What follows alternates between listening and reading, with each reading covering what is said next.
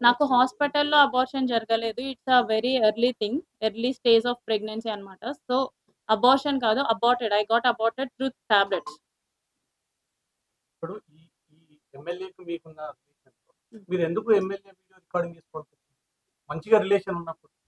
మంచిగా లేదండి రిలేషన్. అతను ఒకానొక టైంలో 1 ఇయర్ తర్వాత నాకు తెలిసిన విషయం ఏంటంటే, అతను నాతో మాత్రమే గాదు, ఇంకొక 6 మంది అమ్మాయిలతో మాట్లాడుతున్నాడు.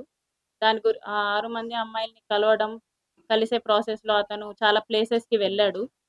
అవన్నీ నాకు తెలియడం జరిగింది. అప్పుడే చెప్పాను ఎమ్మెల్యే గారికి, ఇది ఇలాగే వదిలేద్దామండి. మీరు కామ్ అయిపోండి. నేను కామ్ అయిపోతాను. ఇట్స్ నైట్‌మేర్ లాగా వదిలేద్దాం అనేసి నేను చెప్పాను. కానీ అతను ఒప్పుకోలేదు.